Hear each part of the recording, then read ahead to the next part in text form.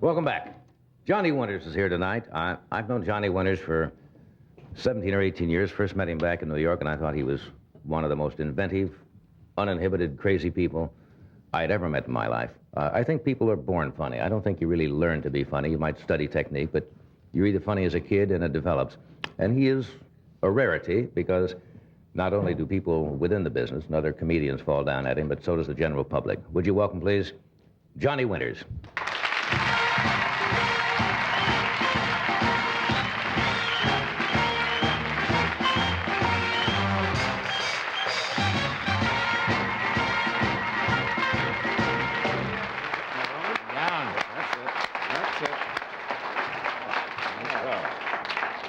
Yes, you've lost it. Excuse me, John. Yes. I mean to turn my back on you. Well, we've had a styling problem. Ed here, I saw just about a week ago in the doctor's office. And we were both, you were seeing one doctor and I was seeing another. That's right, yes.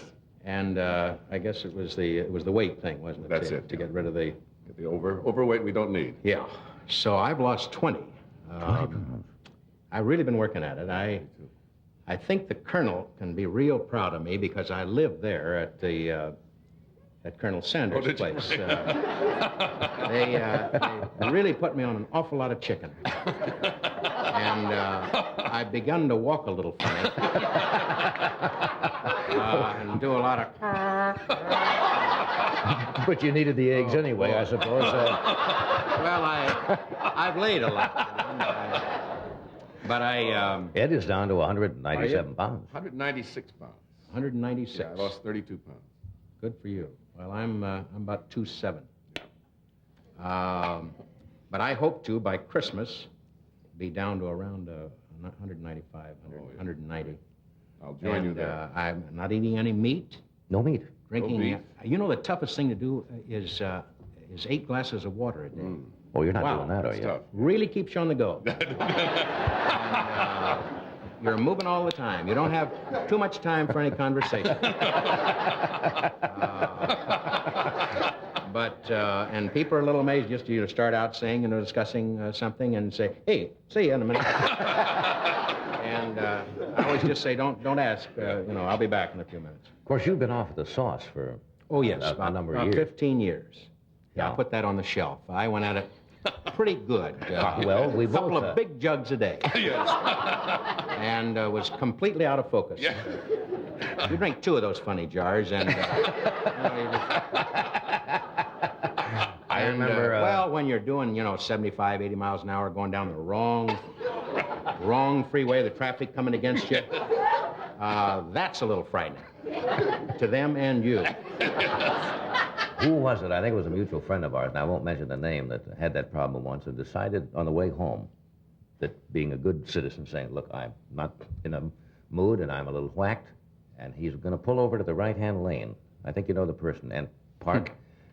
And the next thing he remembers is the officer, a big fellow with a helmet, Right. tapping him. And the gold head, yes. Gold head. He had pulled over to the center lane, the marker, and parked the car and gone to sleep, thinking he was being a good citizen, and parked right there in the middle of the freeway, but right on the center lane. I thought that would be nice. I remember sometimes we had together. Oh, yes. When, we both went at it fairly good in our younger days. Yes, I remember one time talking about the police, momentarily about the police. I was doing about 75, 80, and the police, of course, I saw the red light going, and slowed down immediately, and I was bombed to the gills, and the guy said, pull over, and I said, whereabouts, and right there. So he came over, he said, see your license, please? And I said, yeah, it's here somewhere. He said, you've been drinking. And I said, officer, I have. I said, I'm so glad you stopped me. I said, I just experienced an earthquake about 20 miles back. And the bridge collapsed. I had to drive around. I gave him a story. I told him an earthquake, an electrical storm, saw a plane land in a field. And all the time, the guy's just doing this. Wonderful. Very funny, very funny. And gave me a check. Not a check. Gave me a ticket. You may have asked for the Yeah, check I may at the have time. asked Yes. I remember... That was it. That was it. Give me the check, officer. I remember us sitting together one night. I remember both of us sitting together one night some years ago in a place called the Garden of Allah. Oh, yes. Up A once. great place. Great place, and we went there once, and we were... A lot of unusual people came in. Very strange, mixed bag of people. Ladies of the evening that came from strange places into that little funny place.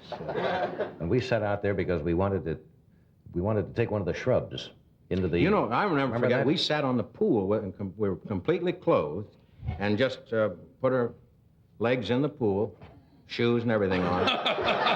And, to cool off. That's when I knew it was time to stop. It's time to pack it in then it's there. time to pack it in. By the farm and settle down. Well, Did you miss it at all? No, I tell you very honestly, I would like a little wine at Thanksgiving. I always think that's nice. And a good, expensive cigar, sit there, you know, and do that and sip on a little wine. But it's over. Yeah. It's over because I know if I'm going to have a little wine, then I'll have a little vodka and a little scotch. And... All of a sudden, it'll be Wednesday. Yeah, of course. Or it'll be the year 2000. You're at a tattoo yeah. parlor on Figueroa about 4 in the morning saying, just put the eagle there with the... Yeah. You know, that's funny. We were talking about that, my wife and I were talking about that the other day, about tattoos. I don't know why we got on that. We were driving over to Sedona, Arizona, to see the Indians. And I had a fun, that's where I bought this little bracelet. So at any rate, I did something which I thought was a little different. The Indian thought it was very different. I had a wooden arrow with a little rubber tip on it, and I went.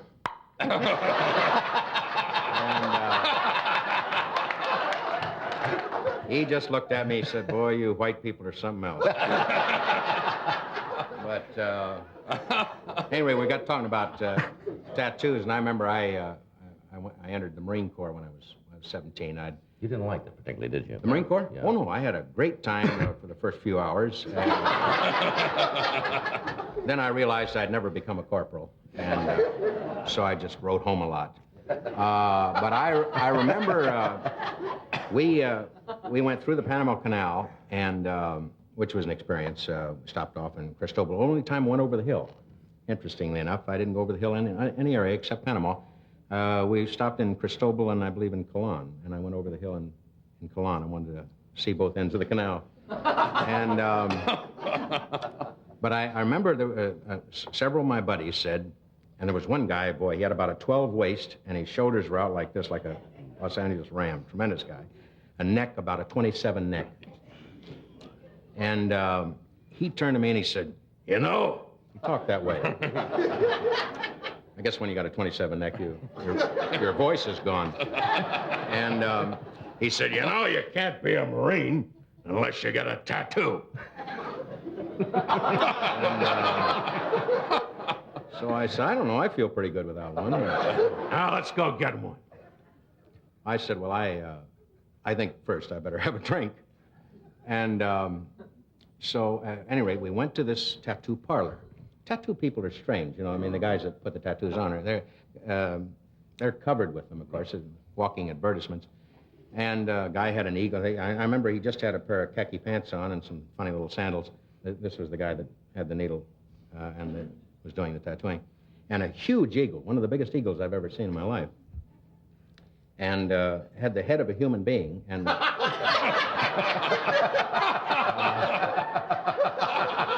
that's when I knew I didn't want a tattoo. So when I saw that, I passed. Yeah. But my friend got several. I got close to that in the service Did you? once, Oh, and yeah, I chickened out the last Yeah, minute. I think everybody. You think that's the manly thing to do? Yeah, it's all what a guy wants to do. But I did you get one? By the way? No, I You passed didn't? that one up too. I was Did a you? little in line, chickens out. Yeah. We Hey, just I want to thank celebrated you. our birthday on Saturday. Oh, yes. And mine was the day right after that, you know, Armistice Day, which used to be November 11th. It was then changed to Veterans Day. Now it's back in October. Right.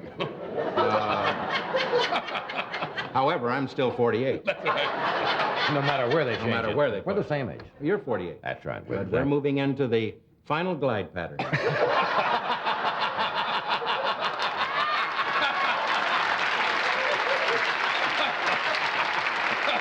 Yes, and here is right on our way to Terminal City. That's right. Shadows are lengthening. However, I have a young mind. Yes. Oh, the body's gone a long time ago. Mind of a real, a hip child. I think you have to. That keeps you young. That does. Incidentally, I just happen to have a little case here to my left. I brought some of my paintings. Do we have a little time? Well, of course we. I want to We're get going- to that. huh? Yeah, we're going to go to a commercial. Oh, we're first. going to do a commercial? Then we're going to No, I come want back. to do the paintings now. All right. We'll do this first, and right. here's a story. I know you're in the mood for this. A friendship service from friends at United Airlines. We're back. We're talking with Johnny Winters. I forgot to mention, and of course you got your own show, which is syndicated, and it shows on NBC Mondays at 7:30, right? CBS. On CBS, rather. Sorry to Yes, correct you on that. that's all right. Is it going well? It's doing very well. Good. Yes. Of course, here in L.A., we're up against the football that's games. So they're about 2,000 points ahead of us. But in other cities in the United States, we're in good shape. I catch you. Yeah. I catch you, because I dig And it. I must say, I love football. I watch my show, of course, and do a little bit of that. Johnny is a very talented painter, and he has a showing, which I'm going to be there. Yes, my opening is this Sunday. And then you would open to the public on November the 19th, 19th. which is at the Ankrum Gallery, which is down on La Cienega. Boulevard here in Los Angeles. And these are photographs of... Yeah, I took these little photographs myself. There's a lot of these are in private collections. Yeah. And you're doing well. Are you mainly in oils? I work in acrylics. Acrylics. Yeah. Right. That's the title of that one is called Two Birds Watching Doris Day's Cat and Dog Drown.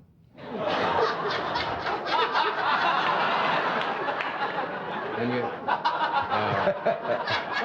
see the little kitty? Yes, See the a kitty? little kitty there. The kitty's down below, and the doggy on top. You see, Yeah. it's a little far out. This is called the first day of war. And there you see the bomb.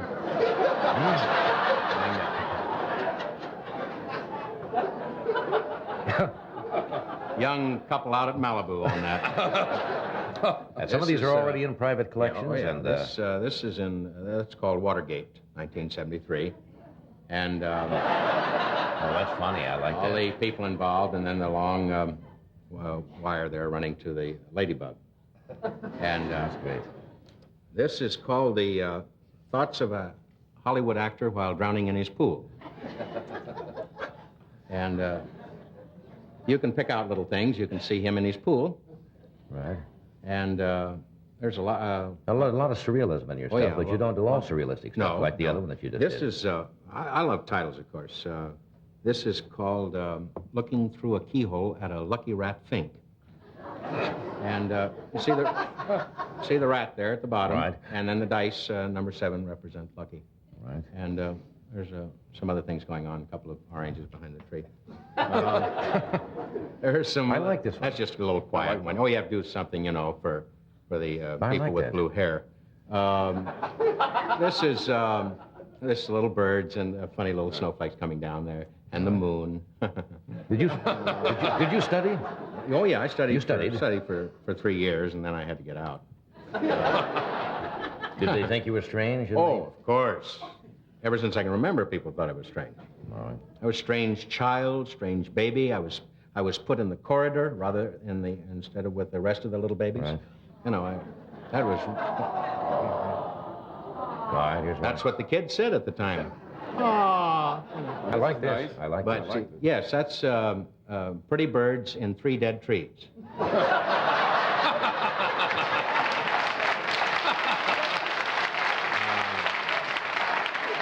This is called Survivors of the Red Tide. Survivors of the Red Tide. That's that strange thing that comes up on the That's beach right. that Yeah, they don't know exactly. what it is. Out here, there's a red tide. If you're a Californian, you know that it comes in out of the plankton in the water and everything. And absolutely And, wipes out everything. You see the live fish with the dead ones, you see. Mm-hmm. And then now this is a Wounded Knee. A little comment on what happened there, and which is a little heavy. No, I know you're very involved and with what is going on. And The barbed wire and the feathers and the flag and a little bit of everything there. This is called Opening of Deer Season, which is opening of my idea deer season. of what happens when the opening. You see the sauce and the deer fly and the shotgun shells and the dead deer, and the thermometer represents the temperature, and hunter's sock up in the right-hand corner, and a pair of glasses dropping from a skeleton's arm, glasses representing can't you see what you're doing to these poor creatures.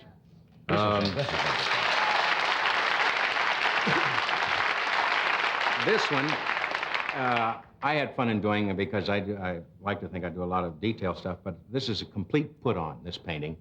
It's called Ridiculous Black Moon Looking Down on an Awful Vase with a Dead Flower. Aptly titled, I might add. Complete put-on. This is my last one. This is my Christmas card that I'm giving out this year. A simple, kind of almost a primitive thing with little cardinals in the snow. No, but I like that. That's very pretty. And one of the little birds, if you can see, has a key in his back. And one of the birds one of the little has birds, yeah. You see the little key right there? Yes, it does. Has The a little bird key on the in- ground has a bird on the ground has a key in his back, and he represents one of the toys among the real things. Yeah. So those are. You're pretty successful at this, aren't you? I mean, you have sold a lot of private collectors. Well, I've and, sold a few. I hope to sell more when the show opens. I really, I must confess, not in it to make any kind of a fortune. I'm in it because I really enjoy it. It's something I really wanted to do for a long, long time. I studied when I got married 25 years ago. My wife was an art student, and she was at Ohio State and got her master's. I got, I don't know, some kind of a paper which said outstanding in clay. And I never got my degree. I was always just a step away from graduating from whatever I did. And usually the school was falling down or something. The principal had yellow fever or something. Always a reason that you didn't always graduate. one reason why I didn't quite graduate. I finally, when I came back from the service, of course, they gave me my high school diploma. In that I had served, you know. Right. And I had to go back and study for a few weeks in high school. Then I went on to college for an hour and a half. But I really enjoy art. It's more than just a hobby. It's really a real part of me. I don't mind to sound commercial, and is it unfair to ask? What the paintings are worth? Yeah, That's $25,000 for that. No. They range from $500 to $1,500. Well, that's a nice So, range. That's a fair range. Yeah. But again, if I sell two, I'll be happy. You do all this at home? You have a studio? Yes, I have a fantastic studio, Johnny, in the basement. I thought you're supposed to have north light or something like that. You're supposed to have a lot of things. But I'm about 6 feet from the furnace. And I have two Mexican chair that I sit in. I have an easel, which I had to have that. I felt that it was either that or a beret. And so I chose the easel. I have. Do you have any light coming in? Oh, yeah, right. There's a little window about like this, which the kitty is usually looking for. And there are bars on the window. That represents a little something for me. So I have that light to work with, and then neon overhead, and I have a little FM and AM radio, and I listen to. While you create it? Oh, yeah. I put the music on. And then I usually turn the furnace off. So it's terribly cold. And I read someplace where famous artists are supposed to be cold.